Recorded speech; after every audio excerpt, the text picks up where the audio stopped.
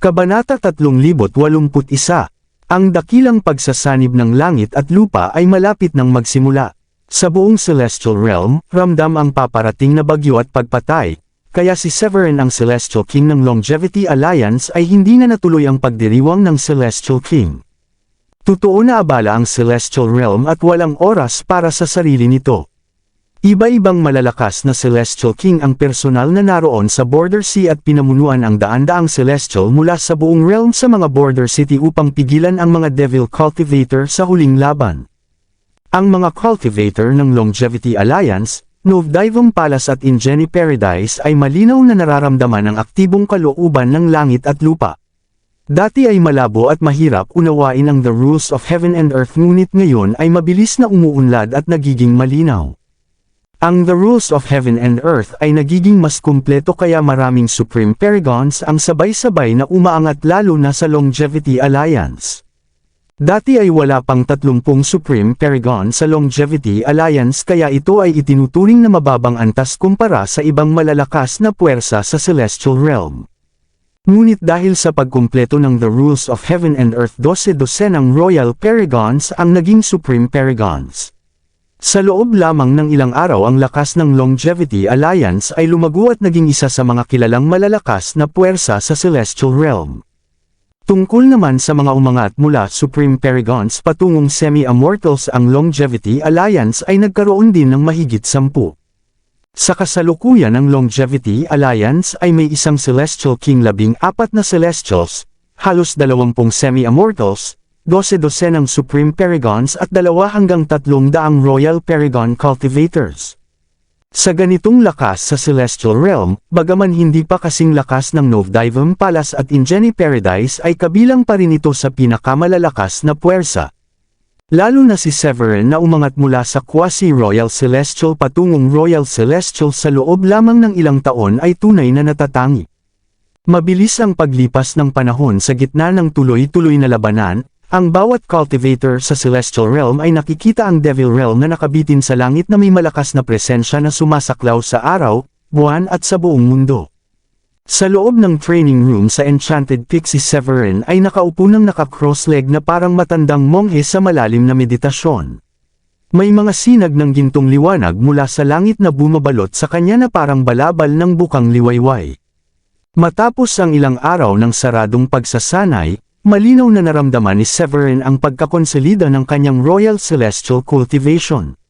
Sa sandaling iyon, pakiramdam niya ay tila siya ay nagiging isa sa langit at lupa at wala nang kahit anong paggalaw ng kanyang lakas ang lumalabas.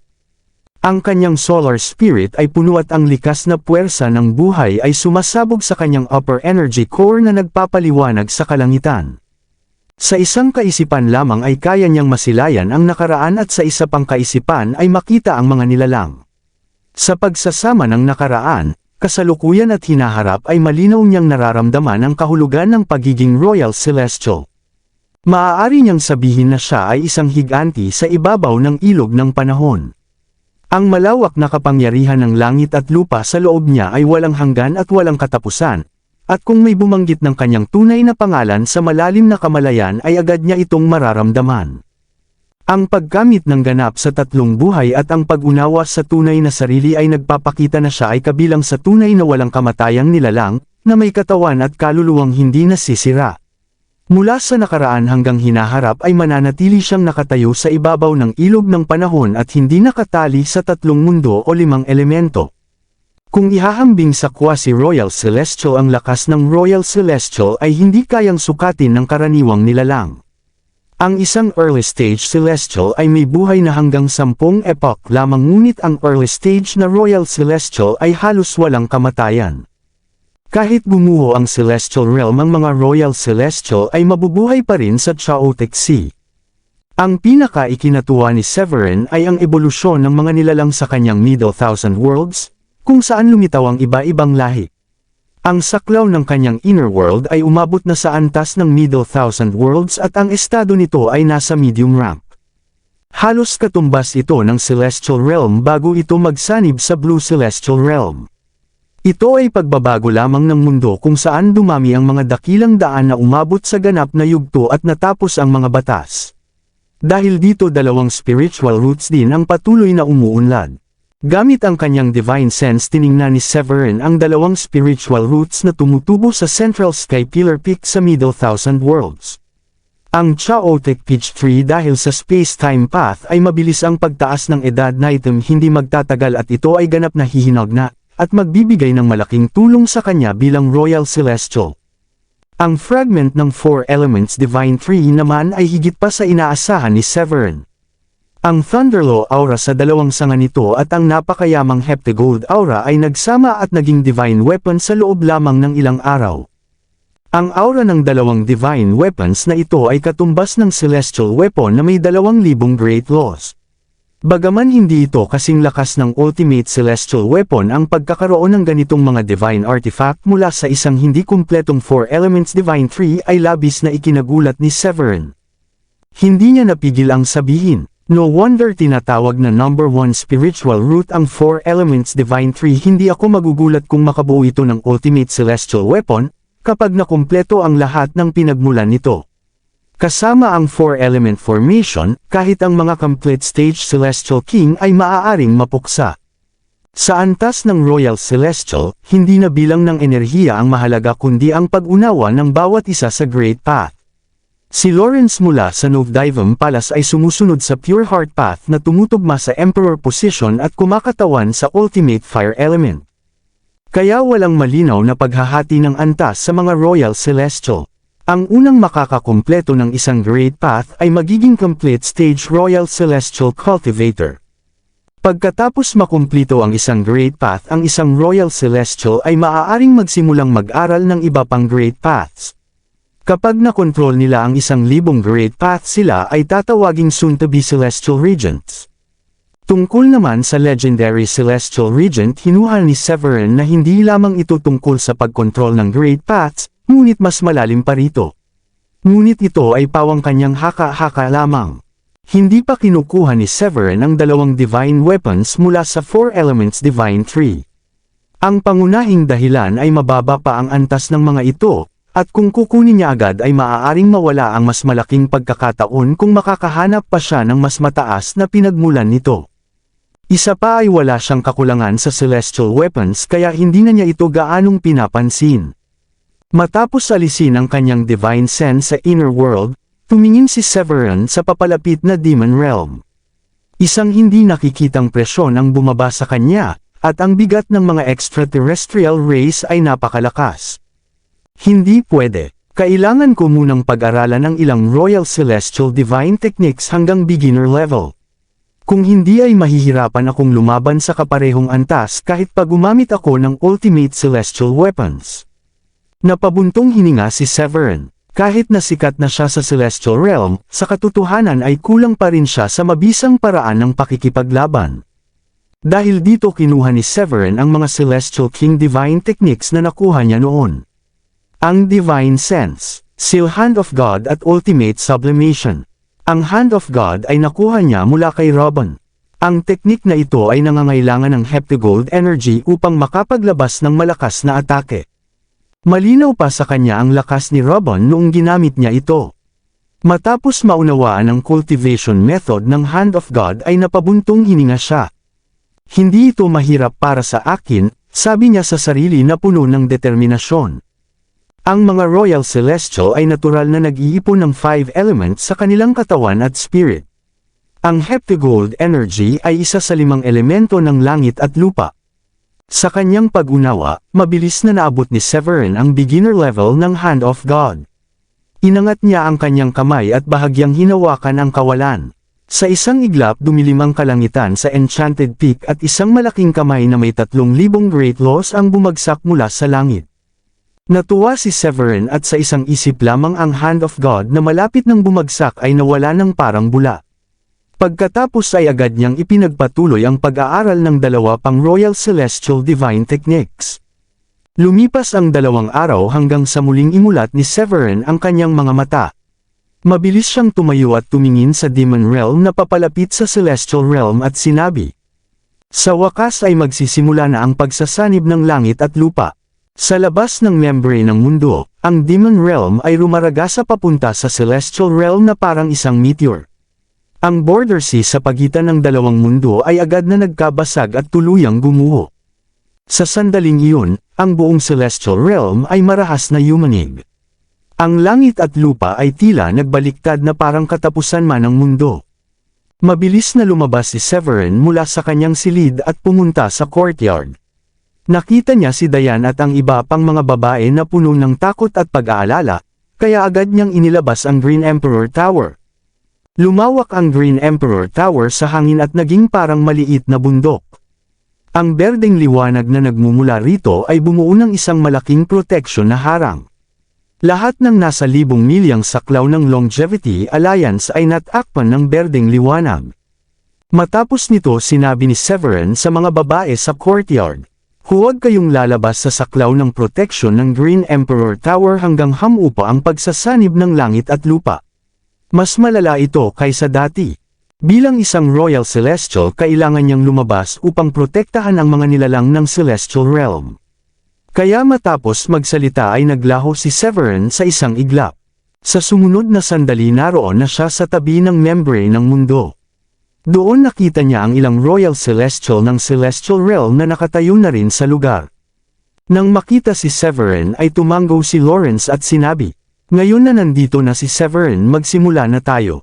Ang mga Royal Celestial ng kabilang lahi ay tiyak na naghahanda na rin umatake. Tumingin siya sa nagbubukas na mundo sa kabilang panig ng membrane at doon ay malinaw na makikita ang ilang makapangyarihang figure na naglalabas ng aura ng Royal Celestial. Sila ang mga Royal Celestial ng Demon Realm. Sa tabi niya si Volca ay pumikit ang mga mata at seryosong nagsalita. "Mga Ginoo, hindi maiiwasan ang laban. Kailangan nating gawin ang lahat upang protektahan ang Celestial Realm kung ayaw nating malunod ito sa kadiliman at kaguluhan. Walang sino man ang makakaiwas sa labang ito sa pagitan ng mga Royal Celestial. Mabuti na lamang at kakasimula pa lang ng pagsasanib kaya limitado pa ang makakapasok mula sa kabilang lahi." Narinig ito ni Severin at agad na pinalibutan ang sarili ng space-time paths. Habang lumulutang ang purple mist sa ilalim ng kanyang paa, itinaas niya ang kamay at inilabas ang Loren Divine Blade. Ang aura ng Ultimate Celestial Weapon ay kumalat sa buong Celestial Realm. Sa kabilang panig habang nagsasanib ang dalawang mundo, si King Luther na nakatayo sa Sky Palace ng Demon Realm ay nagningning ang malamig na liwanag sa kanyang mga mata. Ang kanyang mukha ay napangiti ng nakakatakot nang maalala si Severin na minsang pumutol sa kanyang katawan. Gusto niyang lasapin ang laman at dugo nito. Tumingin siya sa Celestial Realm at naramdaman ang pamilyar na presensya na papalapit. Kaya napangisi siya at sinabi, "Sa wakas Severin, tingnan natin kung paano ka tatakas ngayon."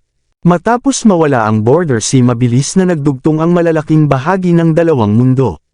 Sina King Luther, Oliver, Romine, Sakya at Verdanto, ang limang Royal Celestial ng Demon Realm, ay sumulong mula sa Sky Palace. Sa utos ni Oliver, ang mukhang batang Royal Celestial ay sabay-sabay silang naging mga sinag ng liwanag at sumugod patungo kina Lawrence at sa iba pa sa tabi ng membrane ng mundo. Sumiklab ang labanan ng mga Royal Celestial. Sa panig ng Celestial Realm, si Lawrence ang nanguna. Kumuha siya ng Ultimate Celestial Weapon na anyong salamin at sa isang galaw ay pinakawalan ang Chaos Thunder Strikes. Sumunod din si Volca sa tabi niya.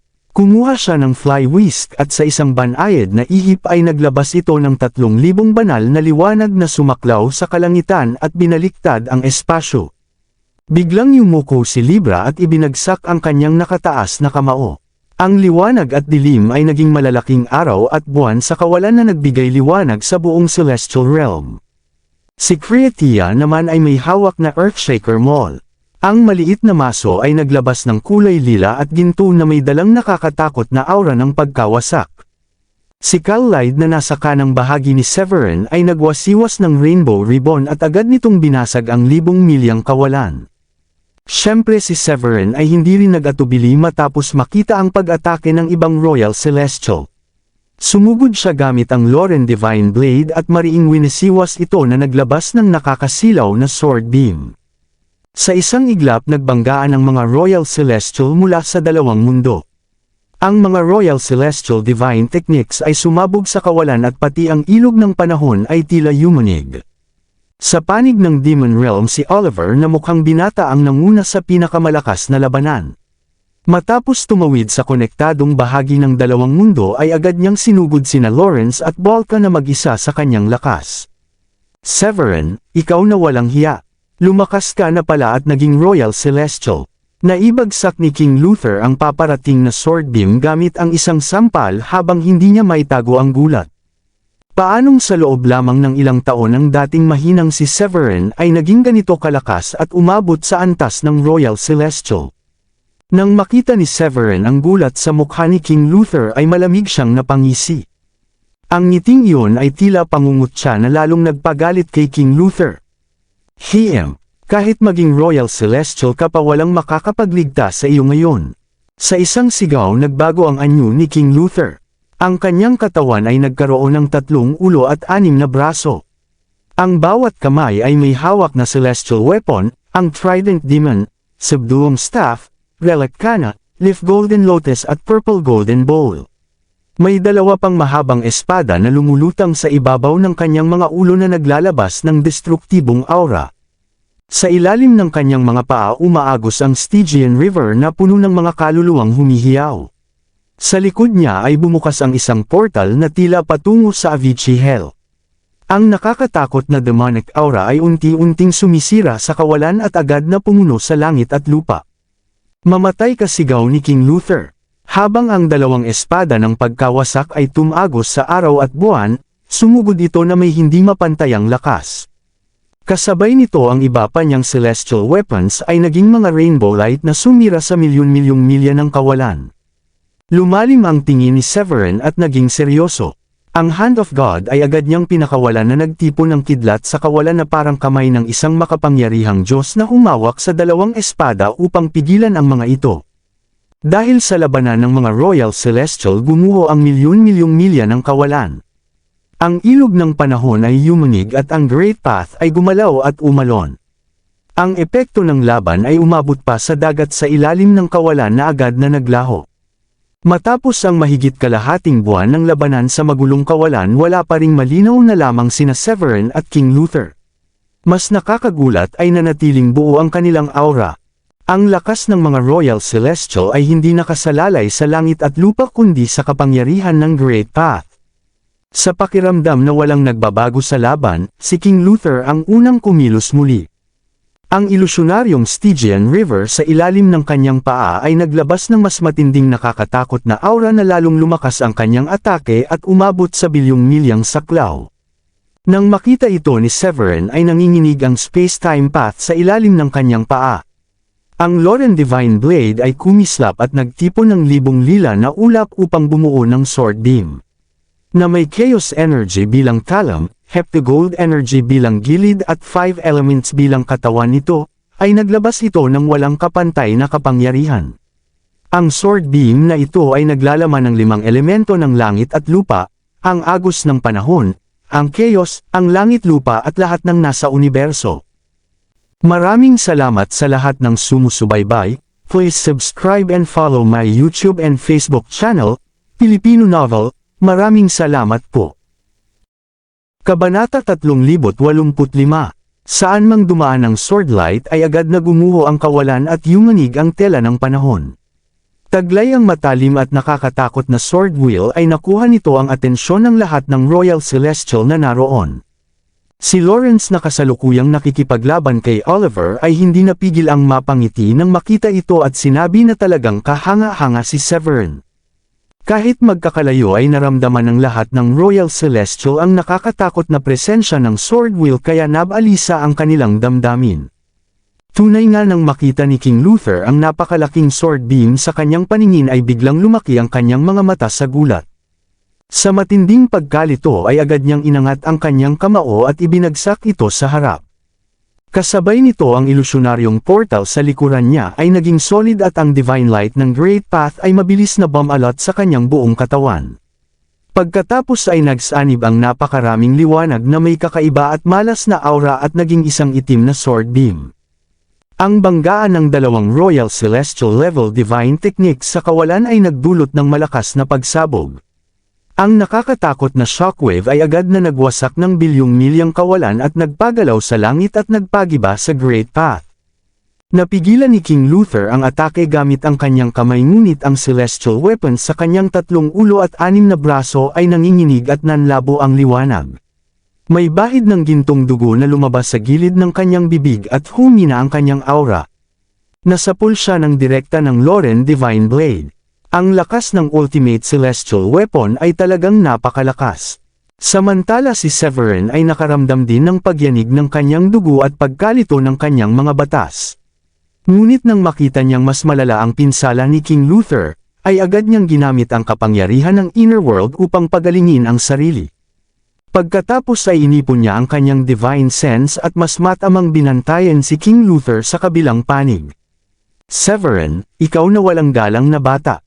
Paano mo nagawang saktan ako? Magbabayad ka sa akin, sigaw ni King Luther habang dinidilaan ang dugong nasa gilid ng kanyang bibig at puno ng puot ang kanyang tingin. Sa sumunod na sandali ay sumugod muli si King Luther. Ang kanyang celestial weapons ay nagliwanag at muling lumakas ang kanyang aura.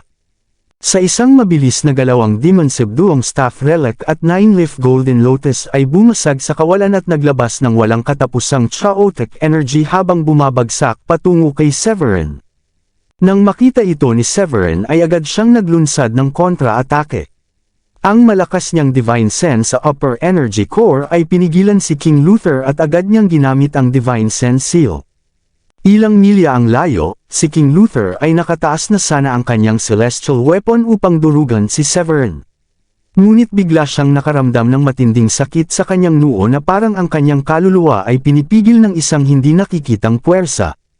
Nagulat si King Luther at natakot at napagtanto niyang ito ay gawa ng divine technique ni Severin. Dahil dito ay kinagat niya ang kanyang dila at naglabas ng patak ng dugo upang makawala sa pagkakakulong. Matapos mabasag ang Divine Sense Seal ay agad niyang iniluwa ang kanyang dugo sa Twin Swords of Destruction na lumulutang sa kanyang harapan. Atake, sigaw niya at sa isang iglap ang mga espada na may dalang nakakatakot na chaotic divine light ay sumugod kay Severin. Hindi may kakaila na si King Luther ay isang napakalakas na kalaban at siya ang pinakamahirap na nakalaban ni Severin hanggang ngayon. Bilang isang Celestial King Titan nananatiling malakas ang momentum ni King Luther kahit mahigit kalahating buwan na silang naglalaban. Nang makita ni Severin ang dalawang espada ng pagkawasak na sumisipol papunta sa kanya ay hindi siya nagpakampante. Mabilis niyang pinakawala ng ilang makinang na gintong sword beam mula sa Loren Divine Blade. Ang mga sword beam ay gumalaw ng napakabilis na tila sumasabay sa alon ng oras at espasyo. Ang malalakas na pagsabog na kayang sumira ng mundo ay umalingaw sa kawalan at ang epekto ng labanan ng mga Royal Celestial ay tumagos sa milyon-milyong milya ng teritoryo. Sinamantala ito ni Severin, malamig siyang ngumisi at ang kanyang mukha ay naging bahagyang mapanganib. Ang space-time path sa ilalim ng kanyang paa ay biglang nagliyab at halos lunurin si King Luther sa isang alon na tila bumabalot sa langit. Ang kanyang killing intent ay sumabog kasama ang 5 elements ng langit at lupa, ang chaotic energy, sky, soil energy at dark at bright energy.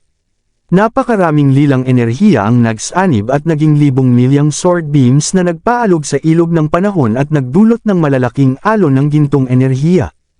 Napagtanto ni King Luther na huli na ang lahat upang umiwas. Sa isang iglap ay gumawa siya ng desisyon at ginamit ang kanyang celestial weapons upang harangin ang paparating na sword beams. Ngunit ang sword beams na gawa sa space-time path ay madaling tumagos sa kanyang karaniwang celestial weapons at agad na binura ang mga divine laws na nakaukit dito. Sa isang kisap mata ang 9-leaf Golden Lotus Relics at Demon Subduong Staff sa harap ni King Luther ay sumabog at naging mga piraso ng espiritual na liwanag na nawala na lamang.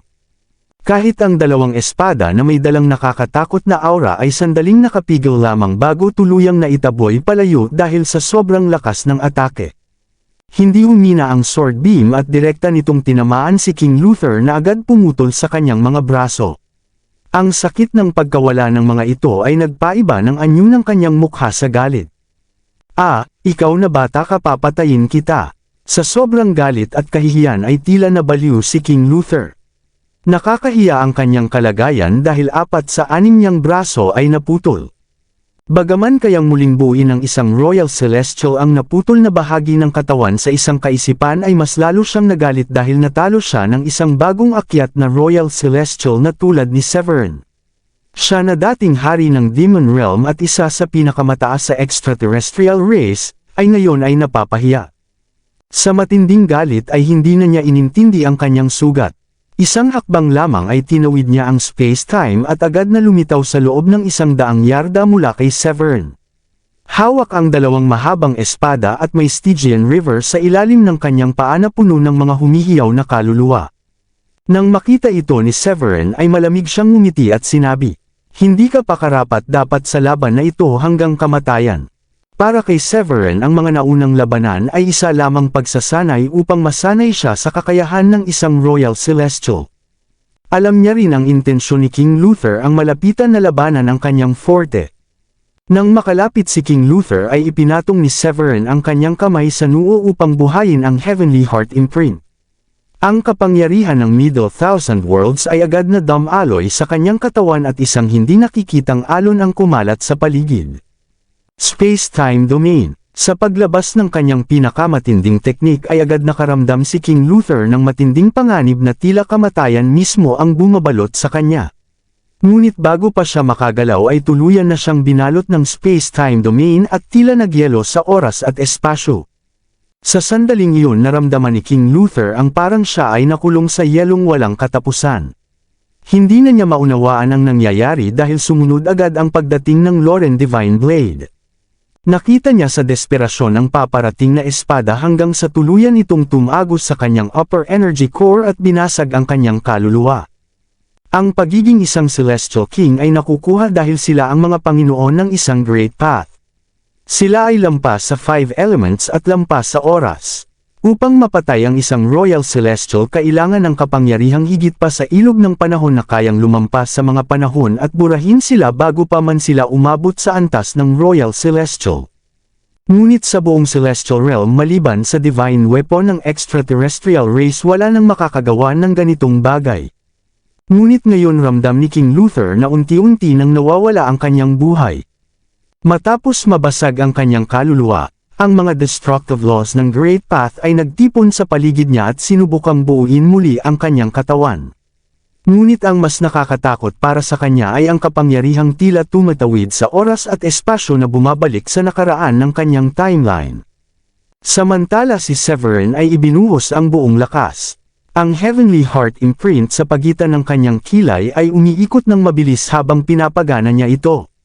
Ang isang bahagi ng kanyang Royal Celestial Primal Spirit ay pumasok sa ilog ng panahon at mabilis na tumawid sa daan-daang epoch sa nakaraan ni King Luther.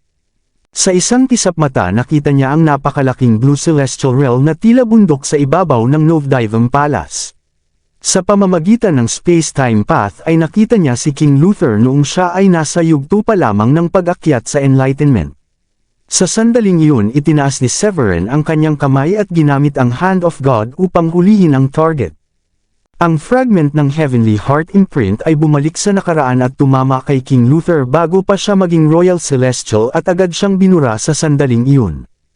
Matapos ito, ang Primal Spirit ni Severin ay bumalik sa totoong mundo.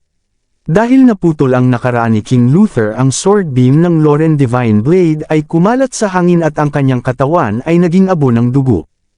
Kahit ang makapangyarihang destruction laws ay nabasag at napuno ng bitik dahil sa lakas ng space-time at halos tuluyang naglaho.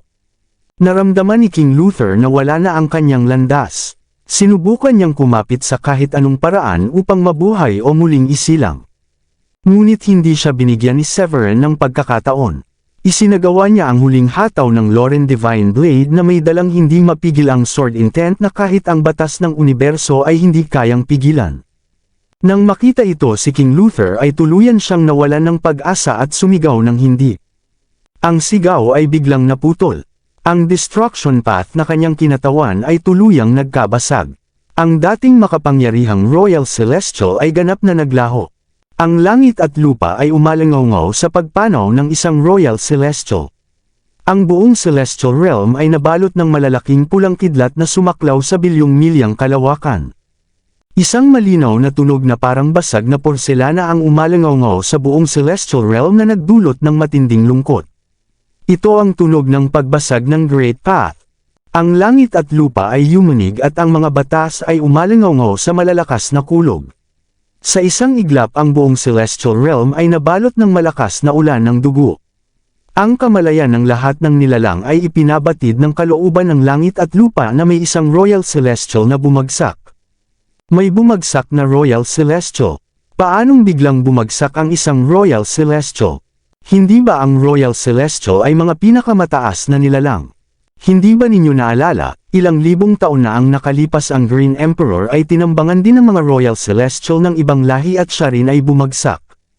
Sa buong Blue Celestial Realm maging sa teritoryo ng Celestial Realm at Demon Realm ang balita ng pagbagsak ng isang Royal Celestial ay kumalat na parang batong inihagi sa tahimik na tubig at nagdulot ng malalaking alon ng kaguluhan.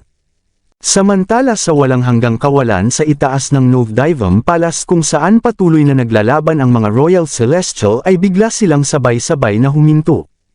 Tumingin si Lawrence kay Severin na may gulat na halos makapanginig ng anit at sinabi, "Napatay si King Luther ang traidor."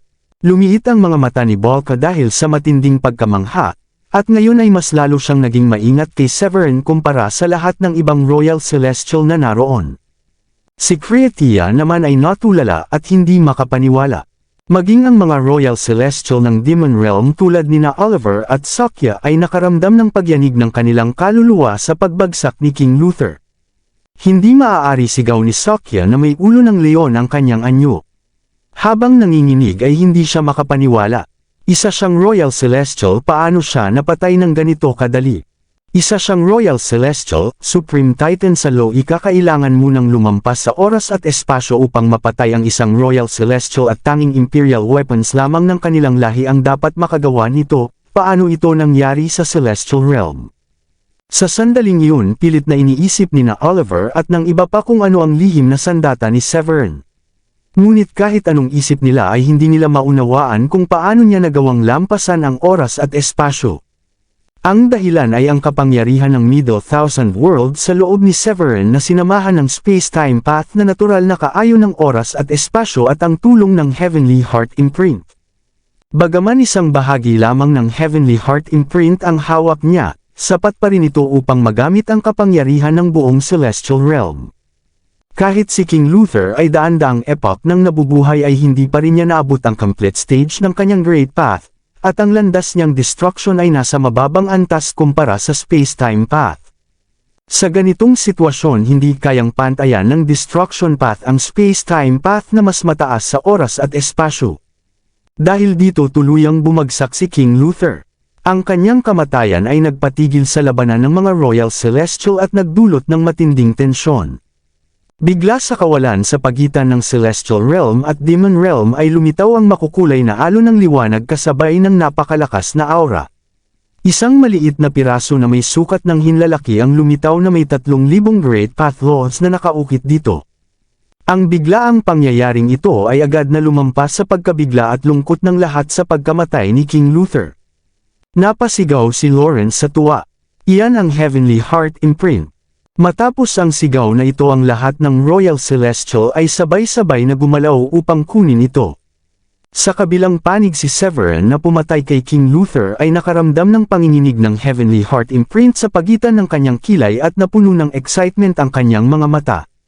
Kung makukuha ko ito, maaari akong umabot sa antas ng quasi-celestial region.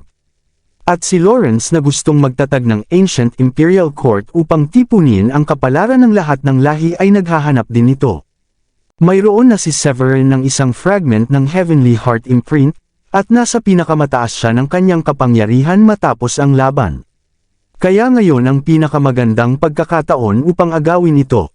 Sa pag-iisip na ito ay binalot siya ng space-time laws at agad siyang sumugod patungo sa imprint. Sa isang kisap mata ay nahawakan niya ito at nawala sa gitna ng chaotic void. Nang makita ito ni Lawrence na itinuturing itong bawal ay sumabog siya sa galit na parang kidlat. Walang hiya, ibalik mo ang Heavenly Heart Imprint, sigaw niya habang ang kanyang mirror ay naglabas ng kulay abong celestial light at may dalang matinding killing intent na tumama kay Severin. Ngunit hindi man lang lumingon si Severin. Itinaas niya ang Loren Divine Blade at mabilis na humataw pababa. Sa isang iglap ang sword beam na sumasaklaw sa milyong-milyang espasyo at may dalang space-time power ay sumira sa Gray Celestial Light at tumuloy papunta kay Lawrence. Sa isang sandali ay napaatras si Lawrence ng daan-daang libong milya at may dugo na lumabas sa gilid ng kanyang bibig. Nang makita ito ng lahat na kaya ni Severin na sugatan si Lawrence sa isang hampas lamang ay tuluyan nilang binitiwan ang pagnanais na agawin ang Heavenly Heart Imprint. Sino pa nga ba ang makakakaya kung sakaling siya ay magalit at tuluyang maging katulad ni King Luther na naglaho sa kamay niya? Sa itaas ng magulong kawalan ng grupo ng mga Royal Celestial na muntik ng magbanggaan ay natigilan nang makita si Severin na mabilis na nakatakas at nawala sa paningin sa loob lamang ng ilang sandali. Si Lawrence ay namula sa matinding galit, at ang mga ugat sa kanyang noo ay umusli. Ang kanyang madilim na mga mata ay tila nag-aapoy sa puot. Ngunit wala siyang lakas ng loob na kumilos. Ang momentum ni Severin noong pinatay niya si King Luther ay labis na nakakatakot. Ang kanyang buong katauhan at ang mga batas na kanyang ginagamit ay nasa pinakamataas na antas. Kahit si Lawrence na ilang daang epoch nang nag-aaral ng kanyang Great Path at malapit nang umabot sa complete stage ng Celestial King ay nakaramdam ng matinding presyon, na parang kaharap niya ang isang kapahamakan na Diyos. Bukod pa rito, pagod na si Lawrence sa pakikipaglaban kay Oliver at sa iba pang Royal Celestial. Hindi rin siya sigurado kung kaya niyang kunin ang Heavenly Heart Imprint dahil tiyak na hindi rin papayag ang iba pang Royal Celestial. Dahil dito napilitan si Lawrence na panuulin na lamang si Severin habang tinatangay nito ang kanyang matagal nang inaasam na Heavenly Heart Imprint. Ang kanyang mukha ay nagdilim sa paglayo ni Severin. Severin, sigaw niya sa malamig na tono na puno ng galit. Ang fragment ng Heavenly Heart Imprint ang dapat sana ay pinakamalaking pagkakataon sa pagsasanib ng langit at lupa, ngunit ngayon ay napunta ito sa iba. Hindi kalayuan nagbago rin ang ekspresyon ni na Oliver at ng iba pang Royal Celestial mula sa ibang mundo nang makita nilang napunta ang Heavenly Heart Imprint kay Severin.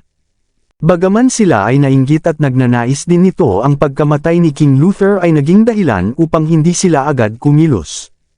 Sa madaling salita, lahat ng kanilang plano sa Royal Celestial Battle sa pagsasanib ng dalawang mundo ay nauwi sa wala. Samantala si Severin na nakalayo na ng milyon-milyang distansya ay napansin na hindi siya sinundan ng ibang Royal Celestial kaya nakahinga siya ng maluwag. Mabilis siyang bumalik sa Blue Celestial Realm at agad na nagtungo sa Longevity Alliance sa Enchanted Peak.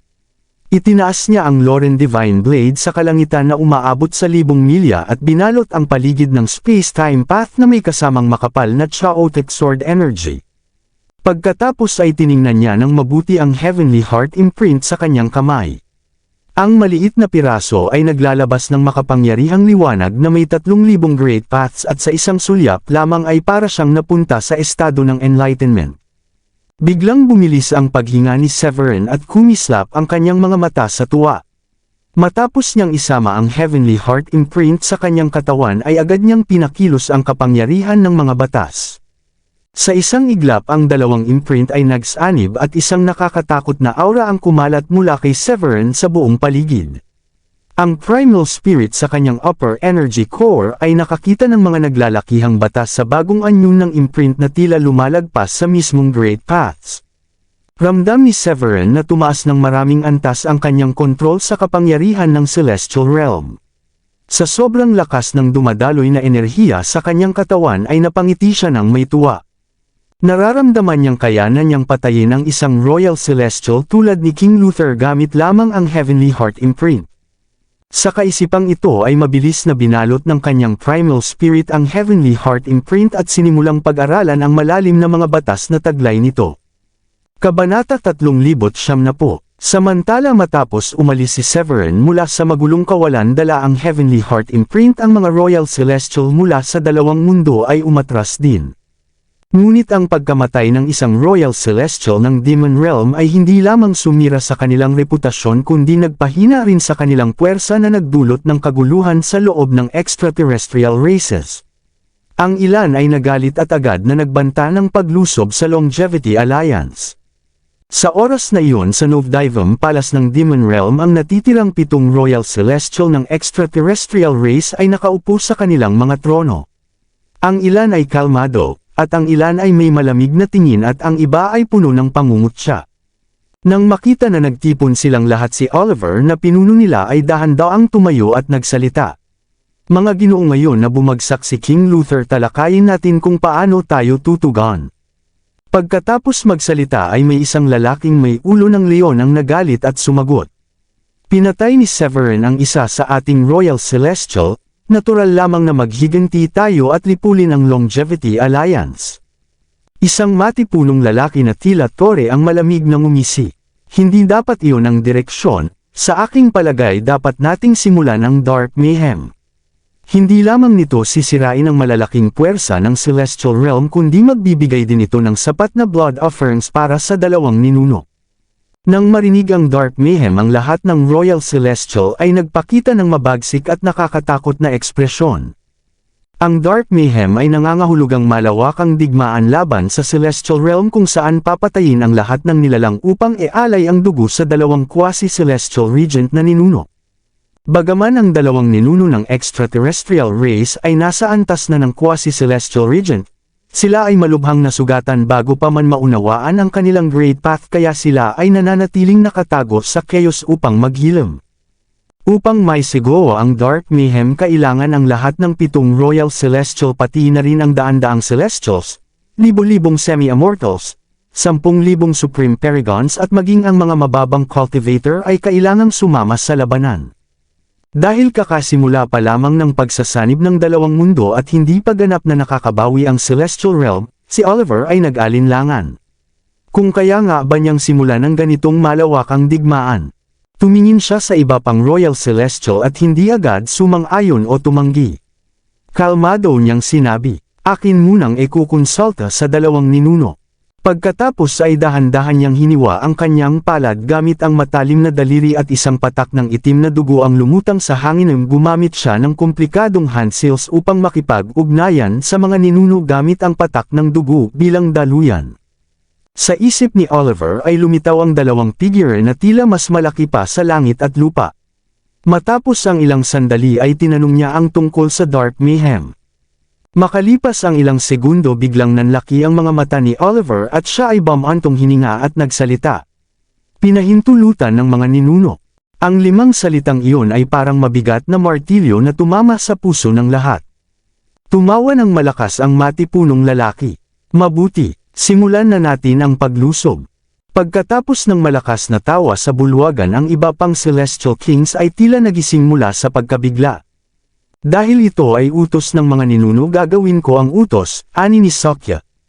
Ang madilim na kaguluhan ay walang problema, hindi ako natatakot. Matapos matanggap ang utos ang mga Royal Celestial ng extraterrestrial races ay biglang naglaho mula sa palasyo. Isang digmaang walang kapantay sa kasaysayan ng Blue Celestial Realm ay malapit nang magsimula. Ang dalawang salitang Dark Mayhem ay sapat na upang magdulot ng bagyo sa Celestial Realm. Ang huling Dark Mayhem ay naganap pa noong panahon ng Ancient Imperial Court, at ang naging bunga nito ay ang pagbagsak ng imperyo, ang pagkamatay ng Celestial Sovereign at ang pagkawasak ng buong realm.